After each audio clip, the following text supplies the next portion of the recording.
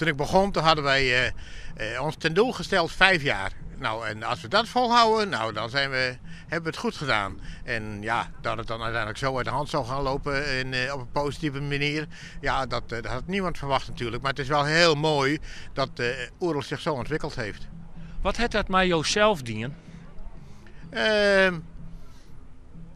Nou ja, dat ik natuurlijk van kroegbaas meer creatieve kunsteman ben geworden. Dat heeft natuurlijk toch wel heel veel invloed gehad. In die zin dat je...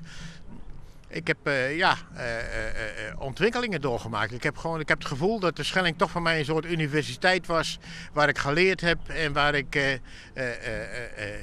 zeg maar gecreëerd heb. Is het dreig om Oerol uit hand te jan? Nou, dat was het de afgelopen jaren wel. Dat ik dacht van, ik was natuurlijk heel langzamerhand bezig om Kees steeds meer op zijn plek te krijgen. En om andere mensen helder te maken van wat nu de ontwikkeling van Oerol is. Het was aan de ene kant van wat er was, zorg dat je het overdraagt. En aan de andere kant was het nog steeds altijd een ontwikkeling gaande. En dat was niet altijd even makkelijk om dat zo makkelijk dan ook los te laten. Maar ik heb het nu echt wel helemaal losgelaten, maar ik gewoon zie... Kees Lesuie heeft gewoon echt het Oerol-DNA overgenomen. En dat merk ik met name de laatste 2 jaar. En we hebben nu ook Marijn de Boer, die dan heel erg op de expeditie zit. Nou, dat vind ik ook echt een enorme aanwinst. En dan is het creatieve, het artistieke gedeelte is gewaarborgd waar Oerol om draait. Nou ja, en Peter uit Leeuwarden die natuurlijk nu de muziek doet. En Wendy die al jarenlang het straattheater bij ons doet. Dan merk je gewoon van het hele artistieke team. Ja, dat heeft het gewoon goed voor elkaar en dan kan je het ook makkelijker loslaten. Wat doe je ook de rest van deze week eigenlijk? Ik ga een aantal voorstellingen bekijken. Ik ga rondtoeren, ik ga kijken. En ik hou natuurlijk toch wel een beetje rugdekking met de achterban. Om te zeggen van ja, daar waar ik nodig ben spring ik dit jaar natuurlijk nog in. En volgend jaar? Volgend jaar dan ga ik het echt op afstand bekijken. Want volgend jaar is ook 2018 en dan heb ik het echt smoordruk om het allemaal aan de wal op orde te krijgen. En ik denk dat volgend jaar dat ik zeg van hé, dat is leuk. Zomaar in de nieuwe maand even 10 dagen vakantie. Lekker naar Oerol. Dat is jouw doelstelling voor volgend jaar, want je hebt smoordruk en Sense of Place op de festival. Rint dat? Ja, zeker. Het is natuurlijk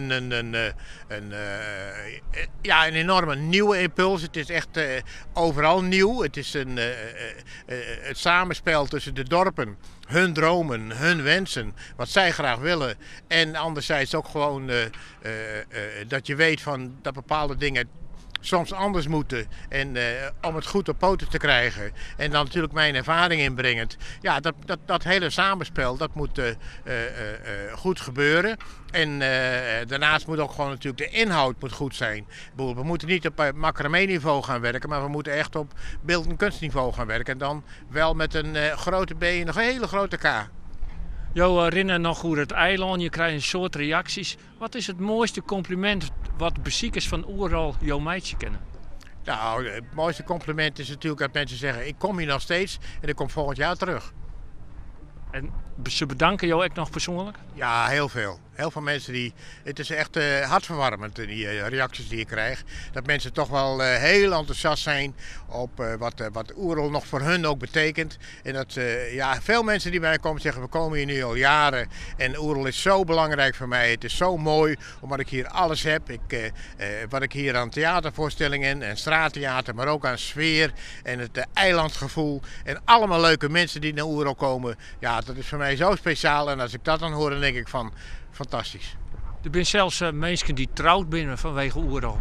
Ja, mensen die elkaar hier ontmoet hebben en uiteindelijk kan ik hier willen trouwen. En ik ben zelfs een paar keer gevraagd of ik niet getuige wilde worden.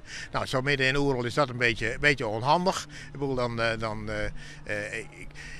ik kan niet zomaar even een halve dag vrijmaken om dat soort dingen te gaan doen. En dat wil ik ook niet. Dat is gewoon, zeg ik, nee, ik hou me echt dan met de Oerol bezig. Maar het zijt wel alles Oerol gevoel. Ja, zeker. En dat is gewoon dat is heel fijn. Ik vind het ook heel erg bij Terschelling passen. Het is ook gewoon echt een visitekaartje van het eiland. Dat je weet dat die mensen echt voor de cultuur, natuur komen. En dat gewoon toch wel dat unieke wat Terschelling te bieden heeft. En Terschelling is natuurlijk een prachtig podium voor Oerol geweest altijd. Maar Oerol is ook een festival geweest wat zich internationaal zo neergezet heeft met een heel eigen gezicht. En dat vind ik toch ook wel heel belangrijk. Hoe grutske ben je eigenlijk? Nou, ik ben echt Krutsk. Ja, zeker. Ik ben super trots.